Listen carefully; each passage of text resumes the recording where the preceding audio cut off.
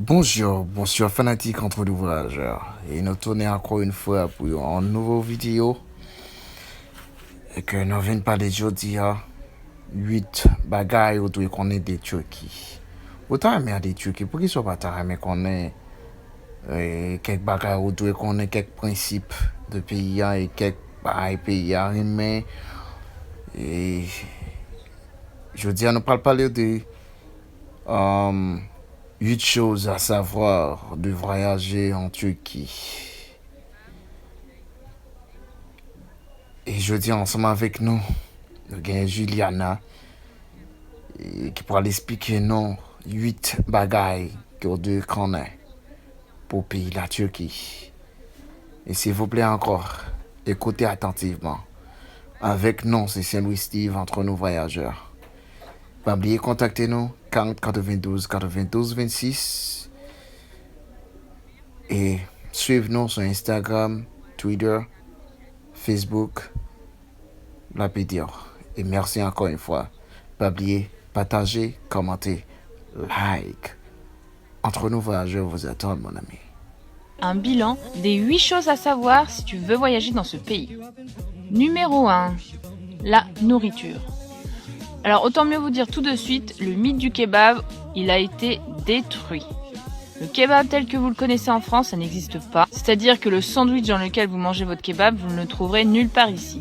Ici, effectivement, on parle de kebab, mais il s'agit de la viande et pas du sandwich avec la viande.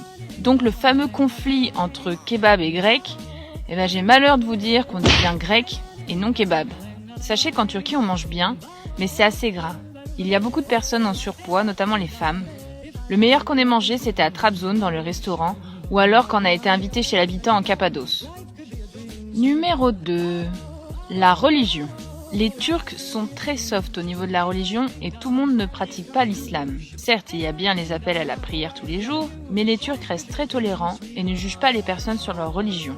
Il y a beaucoup de Turcs qui consomment de l'alcool, mais cela de manière très modérée. Déjà, pour acheter de l'alcool, il faut aller dans des magasins spécialisés, ou alors se rendre dans les très gros magasins comme Migros ou Carrefour. En 2 mois de voyage, nous n'avons jamais rencontré de personnes bourrées, ce qui est plutôt agréable. En général, l'alcool se consomme en privé, pas dans les cafés. Numéro 3. Les codes vestimentaires. Sachez que toutes les filles ne portent pas de voile, c'est un choix. On a vu souvent des filles voilées qui traînaient avec des non-voilées habillées à l'européenne. C'est très cosmopolite, surtout à Istanbul. Donc vous, les filles, si vous allez en Turquie, vous n'êtes pas obligées de porter le voile. Sauf dans les mosquées, mais en général, ils fournissent des voiles à l'entrée des mosquées. La seule règle à respecter quand on est une fille est de ne pas s'habiller en mini-jupe ou mini-short avec un décolleté plongeant. Les touristes russes, ici, le font beaucoup et elles sont assez mal vues par la population. De même, pour un garçon, c'est très mal vu de porter un débardeur avec un short. Il faut respecter une certaine pudeur dans ce pays, mais si vous venez hors saison comme nous, il n'y a aucun problème. Numéro 4. La sécurité en Turquie. Pour nous, la Turquie est beaucoup plus sécurisée que la France. On n'a jamais eu peur en camping-car. Ici, il n'y a pas d'histoire de gaz qui endormirait les camping-caristes pour leur voler des affaires, non, jamais. On a vraiment dormi de partout, en plein cœur des villes et au beau milieu de la Cambrousse. En Turquie, il y a énormément de caméras de surveillance, alors faites attention si vous faites des petits pipis en pleine nature. La police est présente de partout, notamment sur la route. Alors sachez qu'ils n'arrêtent jamais, voire rarement les touristes. Nous, on n'a jamais été arrêtés. Et en général, les policiers sont très aidants avec les touristes. Par exemple, nous, on nous avait escortés à un endroit qu'ils jugeaient plus sûr. Ne soyez pas non plus étonnés si vous venez en Turquie de voir dans les centres commerciaux ou dans les parkings souterrains une sécurité accrue. Par exemple, du moment que vous rentrez dans un bâtiment, que ce soit un musée, un mall, vous aurez forcément un portique de sécurité. De même, si vous allez dans un parking souterrain, ils vont ouvrir votre voiture, regarder ce qu'il y a dedans, regarder avec des miroirs sur votre voiture. Il y a eu pas mal d'attentats en Turquie et donc du coup, ils sont très vigilants avec ça. Mais malgré tout, pour nous, la Turquie est le pays des bisounours, dû à son niveau de sécurité et à la gentillesse de sa population. Bien sûr, quand vous regardez la télévision turque, vous avez l'impression que la Turquie est un pays dangereux. Alors certes, il existe des endroits risqués, comme de partout dans le monde. Cependant, cette surprésence de l'insécurité dans les médias est seulement là pour créer un sentiment de peur, pour contrôler la population et justifier une présence policière énorme, comme dans presque tous les pays du monde actuellement. Numéro 5. La politique en Turquie. Alors sachez que vous pouvez parler politique avec les Turcs, mais de manière privée, c'est-à-dire que vous n'allez pas parler de la politique dans un bar ou en plein milieu de la rue où tout le monde peut vous écouter. On vous conseille d'attendre de voir le bord politique de la personne avant d'avoir un débat.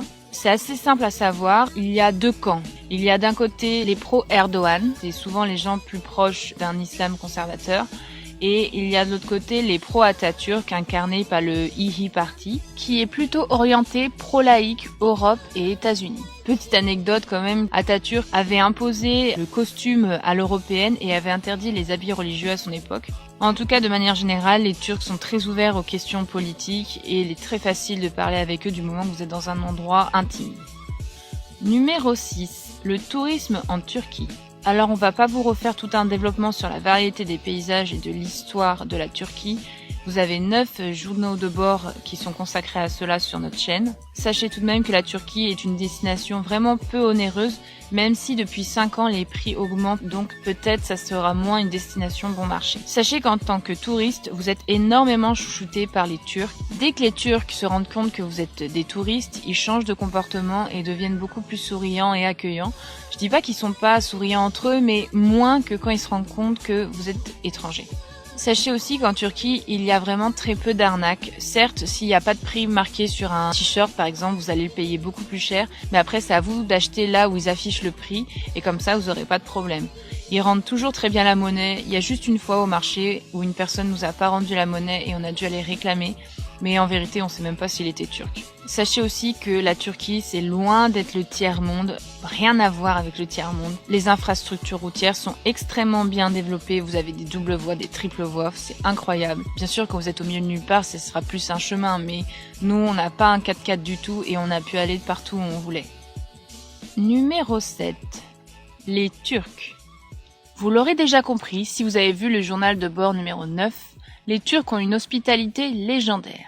Ils sont vraiment très gentils avec les touristes, même si on note une différence entre la ville et la campagne, où bien sûr en campagne ils sont beaucoup plus gentils, mais ça c'est quelque chose qui se vérifie à l'échelle mondiale. Je vais pas plus développer sur l'hospitalité, vous pouvez aller voir le journal de bord 9, tout est indiqué dedans. Les Turcs sont aussi extrêmement souriants. C'est vraiment très agréable d'être dans un pays où les gens sourient tout le temps. Sachez tout de même que les Turcs sont très mauvais en anglais. On n'a rencontré que 3 à 4 personnes en 2 mois qui étaient capables de parler anglais. Après, avec Google Traduction, vous pouvez facilement avoir des conversations, il n'y a pas de problème. Sachez tout de même que les Turcs sont de mauvais conducteurs, on est désolé de le dire. Ils sont pas mauvais conducteurs parce qu'ils conduisent comme des tarés, non, c'est pas ça. C'est qu'en fait, ils sont pas du tout attentifs, ils sont toujours sur leur portable. Il n'y a pas de logique dans les ronds-points, on a eu beau leur demander, même eux, ils pouvaient pas nous expliquer. Et ils sont extrêmement impatients et il n'y a pas de courtoisie. Sachez aussi que les Turcs sont très fiers et peuvent se vexer assez facilement, donc il faut faire attention à ce que vous dites. Ils sont très nationalistes, mais après c'est normal puisque leur pays a moins de 100 ans. Il a été créé en 1923, donc dans tous les processus de création d'un pays, il y a toujours un nationalisme fort au début. Numéro 8. Ce que l'on n'a pas aimé en Turquie. Alors forcément, là on vous a dépeint un pays parfait, mais tout de même, il y a certaines choses que nous n'avons pas aimées en Turquie. Tout d'abord, nous n'avons pas aimé l'imam qui nous réveillait tous les jours à 6h du matin.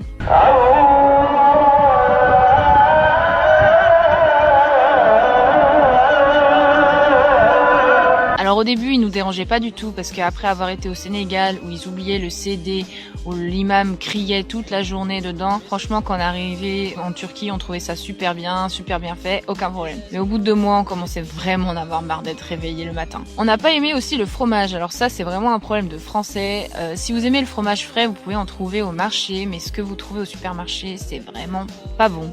Et enfin, ce qui nous a le plus dérangé, c'est le manque de liberté d'expression pour faire nos reportages. On n'avait vraiment pas envie de finir en tôle, donc du coup, on ne pouvait pas aller et poser les questions qu'on voulait dans certains endroits. Ça nous a beaucoup dérangé, c'est pour ça qu'il y aura peu de reportages sur la Turquie, parce qu'on tient à notre liberté quand même. Voilà, c'est la fin de cette vidéo, on espère qu'elle t'aura